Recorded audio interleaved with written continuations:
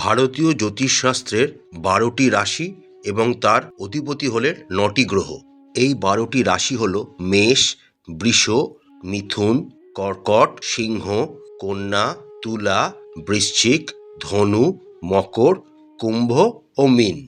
আর ৯টি গ্রহ হল রবি, চন্দ্র, মঙ্গল, বুধ, বৃহস্পতি, শুক্র, শনি, রাহু এবং কেতু।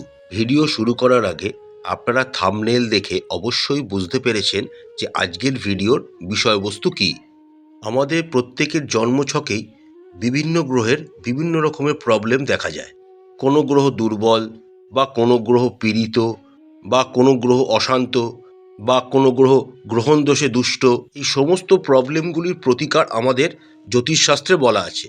কিন্তু আমরা সাধারণ মানুষেরা একমাত্র বিশ্বাস করি রত্ন পড়লেই বোধহয় কোনো গ্রহের প্রতিকার সম্ভব, এছাড়া আর কোনো উপায় নেই। কিন্তু আজকের ভিডিওটিতে আমি আপনাদের কাছে তুলে ধরব আমাদের জ্যোতিষশাস্ত্রে রত্ন ছাড়াও বিভিন্ন রকমের প্রতিকারের কথা বলা আছে বিভিন্ন গ্রহের ক্ষেত্রে, যার জন্য আপনাদেরকে রত্ন ধারণ করতে হবে না, যার জন্য আপনাদের বড় কোনো অর্থনৈতিক খরচ করারও দরকার নেই। খুব সহজেই সেই প্রতিকারগুলি আপনারা নিজের মতো করে ফেলতে পারবেন। চলুন তাহলে শুরু করা যাক। প্রথমে আমরা দেখে নিই রত্ন ছাড়া রবি গ্রহের প্রতিকার আপনারা কীভাবে করবেন। যে সমস্ত জাতক জাতিকার জন্মছকে রবি গ্রহটি দুর্বল বা নিচস্থ বা গ্রহণ দোষে দুষ্ট, তারা প্রত্যেক দিন শ্রী বিষ্ণুর উপাসনা করবেন এবং হরিবংশ পুরাণ পাঠ করবেন।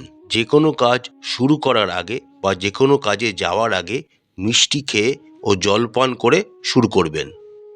প্রত্যেক রবিবার সূর্যদেবের ব্রত পালন করবেন, নিরামিষ আহার গ্রহণ করবেন, চরিত্রকে ঠিক রাখবেন এবং কুকর্ম করা বন্ধ করবেন। প্রবাহিত জলে গুড় বা তামার পয়সা ভাসিয়ে দেবেন। রবিবার দিন তামা ও গম দান করবেন এবং ঘরের সদর দরজার মুখ পূর্ব দিকে রাখবেন। এবার আমরা দেখে নিই রত্ন ছাড়া চন্দ্রের প্রতিকার আপনারা কিভাবে করবেন। চন্দ্রের প্রতিকার স্বরূপ আপনারা শিবের উপাসনা করবেন। প্রত্যেক সোমবার শিবের ব্রত পালন করবেন এবং পূর্ণিমায় গঙ্গা স্নান করবেন। চাল, দুধ ও রূপো দান করতে হবে আপনাদের। মা, শাশুড়ি, মাসি ও দিদিমার আশীর্বাদ গ্রহণ করতে হবে আপনাদের। পালঙ্কের 4টি পায়ার 4 কোণে একটি করে রূপোর পেরেক ঠুকতে হবে। বড়দের পদ স্পর্শ করে আশীর্বাদ চাইতে হবে। রূপোর একটি আংটি কনিষ্ঠা আঙুলে ধারণ করতে হবে। রূপোর 2টি টুকরো নিয়ে একটি খণ্ড বহমান জলে ফেলতে হবে এবং দ্বিতীয় টুকরোটি আজীবন নিজের কাছে রাখতে হবে। এবার আমরা দেখে নিই রত্ন ছাড়া মঙ্গল গ্রহের প্রতিকার আপনারা কিভাবে করবেন। মঙ্গল গ্রহের প্রতিকার স্বরূপ আপনাদের হনুমানজির উপাসনা করতে হবে। প্রত্যেক দিন গায়ত্রী মন্ত্র যতবার সম্ভব জপ করতে হবে। চোখে সাদা কাজল লাগাতে হবে। তন্দুর বা ওভেনে তৈরি মিষ্টি রুটি বিতরণ করতে হবে। মানুষকে মিষ্টি দ্রব্য দান করতে হবে।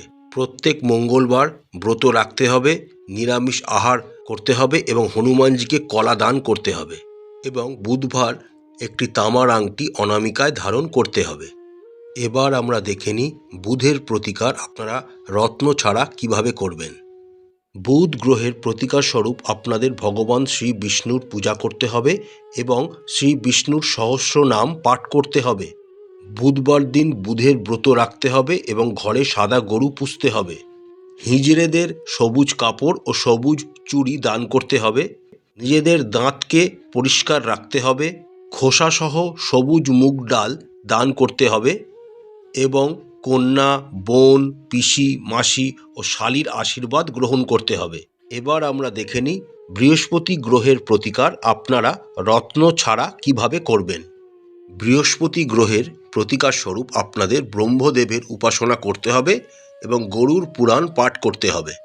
প্রত্যেক বৃহস্পতিবার বৃহস্পতি দেবের ব্রত পালন করতে হবে এবং সাধু সন্তদের আশীর্বাদ গ্রহণ করতে হবে। প্রত্যেক দিন স্নান সেরে কেশরের তিলক মাথায় লাগাতে হবে। প্রত্যেক দিন কিছু পরিমাণে কেশর খেতে হবে বা সেটিকে নাভিতে লাগাতে হবে। কোনো কাজ শুরু করার আগে নাক ভালো করে পরিষ্কার করে নিতে হবে। প্রত্যেক দিন অশ্বত্থ গাছের শেকড়ে জল ঢালতে হবে এবং ছোলার ডাল দান করতে হবে। এবার আমরা জেনে নিই রত্ন ছাড়া শুক্রের প্রতিকার আপনারা কিভাবে করবেন। শুক্রের প্রতিকার স্বরূপ আপনাদের মহালক্ষ্মীর উপাসনা করতে হবে এবং লক্ষ্মী সূক্ত পাঠ করতে হবে।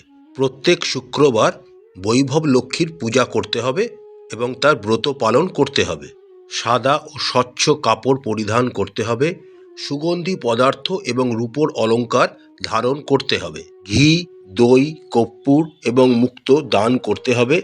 নিজের খাদ্যবস্তু থেকে কিছুটা গরুকে খাওয়াতে হবে। গোদান করতে হবে এবং সাদা জোয়ার দান করতে হবে। এবার আমরা দেখে নিই রত্ন ছাড়া শনি গ্রহের প্রতিকার আপনারা কিভাবে করবেন। শনিদেবের প্রতিকার স্বরূপ আপনাদের ভৈরবের উপাসনা করতে হবে। শনিবারে ব্রত পালন করতে হবে এবং সাপকে দুধ খাওয়াতে হবে। তেল ও মদ গাছের শেকড়ে ঢালতে হবে। লোহা, কলাই, কালো কম্বল ইত্যাদি দান করতে হবে। সরিষার তেলে ভাজা রুটি কুকুর বা কাককে খাওয়াতে হবে। দাঁতন করতে হবে এবং শনিবার তেল দান করতে হবে। আসল কালো ঘোড়ার নালের তৈরি আংটি সর্বদা মধ্যমা আঙুলে ধারণ করে রাখতে হবে এবং মা দক্ষিণা কালীর পূজা করতে হবে। এবার আমরা জেনে নিই রত্ন ছাড়া রাহুর প্রতিকার আপনারা কিভাবে করবেন। রাহুর প্রতিকার স্বরূপ আপনাদের সরস্বতী দেবীর উপাসনা করতে হবে। সর্ষে দান করতে হবে এবং পূজার সময় মাথায় কাপড় দিতে হবে। তামাক জাতীয় দ্রব্য থেকে নিজেদেরকে দূরে সরিয়ে রাখতে হবে। মূলও দান করতে হবে এবং প্রবাহিত জলে কয়লাকে ফেলতে হবে। একান্নবর্তী পরিবারে থাকতে হবে এবং পকেটে সর্বদা রূপোর একটি গুলি রাখতে হবে।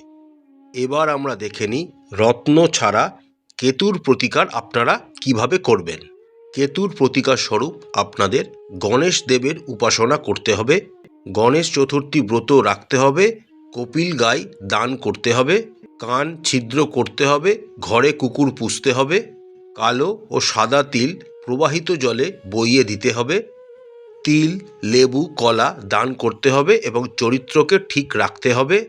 কুকুরকে রুটি খাওয়াতে হবে এবং পাপ কর্ম থেকে নিজেদেরকে দূরে রাখতে হবে। আশা করছি বন্ধুরা আজকের পর্বটি আপনাদের ভালো লেগেছে। মা তারা আপনাদের সবাইকার মঙ্গল করুন। আপনাদের সমস্ত মনের ইচ্ছা মা কালী পূরণ করুন। আমাদের চ্যানেলটি যদি আপনাদের ভালো লাগে তাহলে অবশ্যই লাইক করবেন, শেয়ার করবেন, সাবস্ক্রাইব করবেন। আমাদের চ্যানেলটির পাশে থাকবেন। নমস্কার।